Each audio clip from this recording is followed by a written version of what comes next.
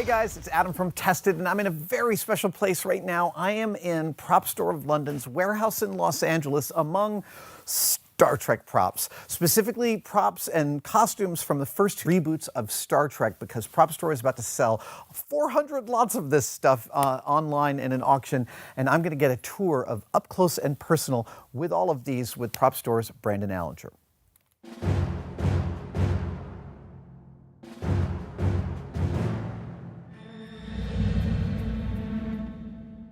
Hey, Brandon. Hey, good to see you. Good to Thanks see for coming you, out. sir. Thank you for having me out. This is a, well, you guys can't see it, but it's a really cool collection. But here we have this is a 3-hero. Yes, Kirk, Spock, Uhura, the big three. So what might people not realize about studio-made hero costumes for a film like Star Trek? I mean, it's been really interesting talking to fans and collectors. Obviously, there's a lot of Star Trek fans out there, but some of the collectors that I've chatted with aren't aware that they've done this optical repeat printed pattern on the fabric here, which is a miniature version of the insignia, right? The Starfleet insignia. This has been going on in superhero costumes for about a decade now, since Spider-Man, the Sam Raimi Spider-Man, the elaborateness of that costume, I feel like brought in, along with Superman, this kind of whole era of textured fabrics. And yet, so this is like an Easter egg. I guess so, They've made the Starfleet symbol and repeated it across this. Yeah, and I don't know if you're not looking at them in person. I don't know how obvious it is on screen. I don't know how much it's jumping out at you, but when you're standing right here, it's sort of,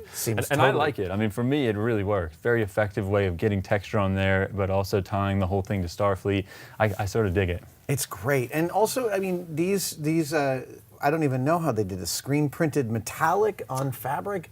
Yeah, I'm not sure either. That's it's incredible. Very cool, though. I mean, it looks amazing. And these are not factory made. This is still, there's a production crew of people putting together these costumes, but they're effectively, each one is kind of a one-off. Sure, right. I mean, it's made by hand, you know, in a costume department, probably here in LA, I would think. I'm sure printing the fabric is a big process. Dyeing it to get the exact color shade, I'm sure, is a big process. And obviously, they're making a few for each character, but still essentially made by hand, right? Right. And they're making a few for each character and for stunt people. Right? Yes. So sometimes you sell stuff that is that is hero, and then other stuff that is for a different person, used for like rolling and jumping and falling out of cars. Or it could be the same person, but for a specific thing, like to wear with a harness, where there's holes cut in the back of it so the wires can come out of the harness. And it may still have been worn by the principal actor, but when he's in a harness, as opposed to just when he's walking around or something. Fascinating. Yeah. Fascinating. Yeah. And the boots, I mean, again, these look like fairly custom work? I believe they were, yeah. I think they started with some kind of base boot and then had them customized.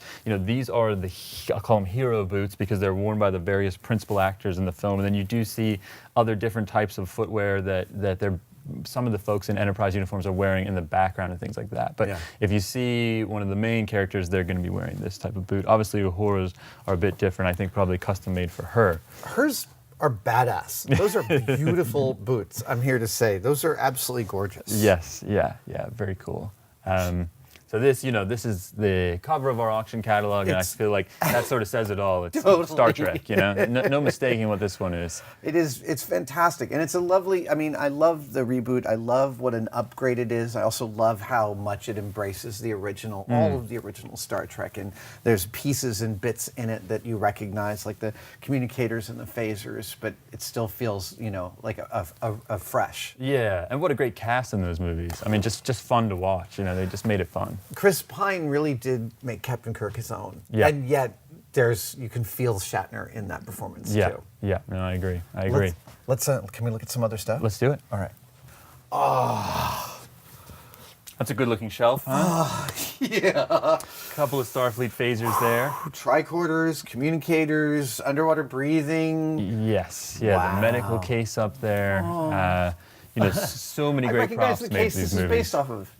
Is that right? Well, it's a pistol case. I don't have one in clear plastic, but I've got a couple of those in black. It hadn't occurred to me. Now you say it, I see it. Yeah, interesting.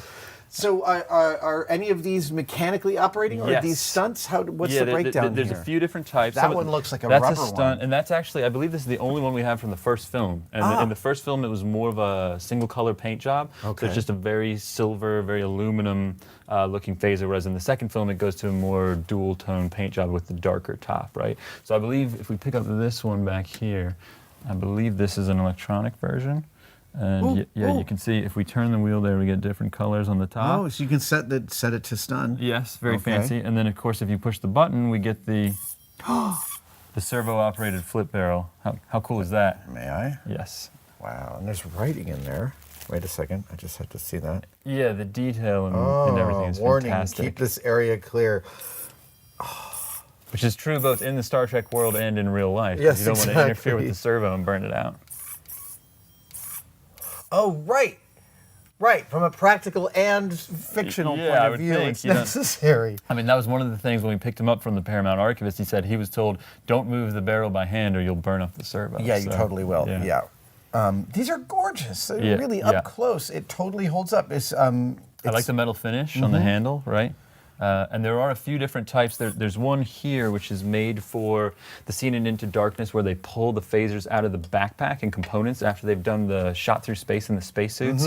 And so you see this one is actually made to go together with well, magnets. there's a magnet, and some right. extra little prop detail pieces in here, right? So they can assemble, may I see? Yes, yeah. I think possibly the top comes off as well. That is really won't force it lovely. now, but- Yeah, I see they've added all sorts of detail. And then these, may I? Yeah, it should snap right in there. Yeah. Pretty cool, huh? That is beautiful. Wow. And there's a couple of prototypes in here. There's a few static props, that don't have any functionality to them. But I believe we have 3 electronic ones that work well and one that works not so well but does work with the servo and the flip barrel. So And what? in my mind, those are some of the star lots in the auction. I mean, that's the good stuff, Yeah. Are any of the tricorders practical? They're not, no. The one over here, one of these includes the holster, which is nice. Yeah. But these were dummy versions. I believe a couple of these were actually used with the Cold Fusion device, because Spock Okay. had a tricorder with the Cold Fusion device at the start of the second movie. I think people don't realize that until you see the actor holding a prop that's actually doing something, every other time you see that prop, it's going to be made of rubber. Right. And be a single piece just so it doesn't hurt them, get Right. hurt, or hurt Yeah, somebody else. Yeah, and so it's as light as possible while you're Right. walking around with it all day, right? Right, It's right. you don't want to inconvenience people if you can avoid it. Spock's Cold Fusion. Yeah, I thought that was a very cool prop. This Just is look at all a the very design that went into surprising it. level of incredibly fine detail, and you have a few of these. Yes, yeah, there's a few different versions. There's some that are just the exteriors, the cases with the Starfleet writing. There's a few that have electronics where the cubes actually light up. They take a mobile phone right here in the center, and then the mobile phone has got a little app on it with a countdown clock. One of them that we have still works, so that's pretty cool. The aluminum cylinder pulls out, I believe, of that one. I mean, this was a thing that he was interacting with. Right, yeah, it's a super key part of the plot. So Yeah. I love seeing how much effort and work the prop department goes into making these feel like a genuine part of the world. Yeah, and it's only a moment in the film, right? Yeah. I mean, it's there and then it's not, but it's got to look good while it is there. This is something I love about the first movie, is that it has all these different Starfleet uniforms. There's a huge range of costumes. Yes, yeah, no, that's right. I mean, this is from the beginning of Star Trek 2009, the Kelvin uniform Yep. from the early sequence where Kirk's being born, right? And one of the things that we struggled to work out was what color represented what division, because obviously with the standard Enterprise uniforms, your blue is sciences, but I think in this timeline, blue is not sciences. Oh, right, So right. And there's some this tricky things is in germane there. because you're actually writing out what this is from Right, and what it's yeah. for, so and you have what's to the know. title of this costume, all the things that go into researching and putting the auction together. This is one of the jumpsuits? Yeah, the wetsuit wetsuit. from the beginning of Into Darkness, where they're underwater, where the Enterprise is underwater. And again, this is not a painted texture. This is a screen printed repeating pattern of the Starfleet emblem Right. across the pattern on of the the wetsuit wetsuit. material. Yeah. And it's yeah. a completely custom made wetsuit. This is Yes. not a thing you could buy that was modified. This is made out of clearly wetsuit neoprene, Yeah. just specifically for production. Yeah, very cool. Very cool. We like that one. This I love because I actually feel like I could just wear this out tomorrow. Like this is kind of how I dress. Hey, get your bidding paddle. I Good to totally. go. Yeah. This is one of the disguise costumes. Yes, when Yep. they go to Kronos and Yeah. Into Darkness. So it's custom made, I believe. I don't think they used anything Mm-hmm. off the rack for this film, but it's designed to be a more casual, less official, less Starfleet-y costume when they're going down in And disguise, it's right? a waxed canvas, something I'm seeing a lot more of in costumes these days. Yeah, it's interesting, isn't it? It's sort of leather-like, but Yeah. not quite. But a little bit lighter. We have some more examples of different Starfleet. Yes, so this is the female cadet from 2009. I don't believe you see those in the second film. This is the dress uniform from the second film. I love this with all the, It is, the yeah. accoutrements and the detail here and the shoulder boards and the great Starfleet insignia there. There's a few different versions of that costume in the auction, male outfits and female outfits. And some these really are nice actually stuff. metal accoutrements. It's really, really gorgeous work. Yeah, I mean, they put a lot of effort into the details on this, you know. Amazing. This is a Khan.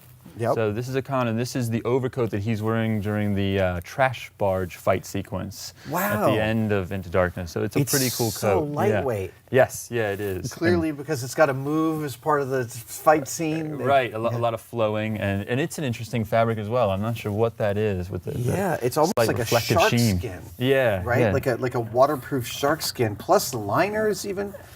This is what I love when you have a costume department that's this sophisticated, looking at the insides and the backsides of stuff, right? Where the seams are done. I mean, you can see that it's like this one is practically hand stitched in some places, and Yeah.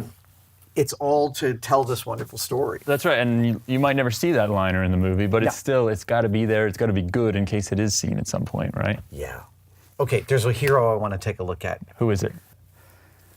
It's this one over here. This is the first time we see Khan, right? Yeah, what a great coat. I mean, look at that. It is truly amazing. And again, really, really radically strange fabrics. This is not a leather, even though it looks like it. It's actually like a herringbone waxed something. This, I've never seen anything like this. And this is all to hide Khan. We don't see him Right. when we Yeah, the first hood over see the this. face. And I love the textures. I mean, look at the different combination of the texture on the hood, the texture on the shirt, and the texture on the jacket and the lapels of the jacket. I mean, just great. And then you were talking about linings a minute ago. Check out the lining on this bad boy. Look at that. Yeah, look And at that. and again, when he's introduced, he's spinning and turning, and the coat is flowing and billowing out in the wind. Right? No pockets. Doesn't need pockets in the future. Yeah. This is a little reminiscent of Blade Runner. Yeah, in yeah, the color. the coat. Harrison Yeah, Ford's yes, original yeah, Blade the sort of the ribbing there on the lapels, yeah. right? I could see that. Yeah. That is really beautiful. Which is interesting that you mentioned that because, of course, Michael Kaplan, the costume designer on Star Trek Into Darkness, was also a costume designer on 1982 Blade Runner with Charles Knowles, I hadn't right? considered that, but of course Yeah. you're right. Wow. So So clearly he's making callbacks it could be, yeah, on his yeah, own time. yeah. It's interesting. to earlier work. Yeah. I can't. Even the pants, even these pants are super cool with that yeah. heavy. Now, are those leather? That's leather. Yeah, That's heavy leather definitely texture leather. and this piping on them. Yeah. Yeah. Very neat. This I think is really cool because these guys look like they were hand painted in mud and the mud was cracking off them. But how do you do that? And their solution was a paint treatment on a stretchy fabric. It's really a brilliant solution. Yeah, I mean, it's very effective on film, right? These are the Nibirans from the start of Into Darkness, and I guess there would have been a full makeup department doing all the heads and Yeah. the makeup to sort of match this scaly finish, right? Was it a little bit disconcerting putting this on a mannequin? I mean, it looks like it's about to fall apart. I think these are sturdier than you might think, actually. Okay. Yeah, I think when you dress it, it's not as bad as you might imagine. It's really cool, and it looks like this is almost like porcupine quills they've got on there. Yeah, some very Under their cool spear. props for those guys. I love the scroll that you're standing right next to, which is what, of course, Kirk is running away with in the beginning, Yes. beginning of Yep. that film. There's a few different versions. You know, there's ones that actually unroll. There's the static ones that he's There's ones probably to run actually, with, ones of to course. throw. Yeah, Every shot needs a different prop. Right, but, right. yeah, lots of great things, as you can see. 400 lots in total in the Star Trek auction. That's I get tired just thinking about it. I wanted to look at this one phaser. Sure. This is very reminiscent of Star Trek: First Contact. Yes, it is. Yeah. And these are what they use in Into Darkness when Khan is attacking in the ship and they're all in the conference room, right? But this is a great prop. Again, not dissimilar to the other hand phasers that we were looking at. This has got some electronics in it. And if we hit that switch, here, go ahead and pull the trigger there. All right. Oh, here I'm gonna. Wow, it's heavy. It is hefty. It's really they've really given it. That must be the JJ wants the actors to do Deliberate, some yeah. work. I love that, right? Little that's mechanical barrel cool. pull action. And you've got the light back here as well. That's lovely, and I'm impressed how heavy it is. That's a real thing. Very satisfying. Yeah, very tactile to pick up, right? Absolutely.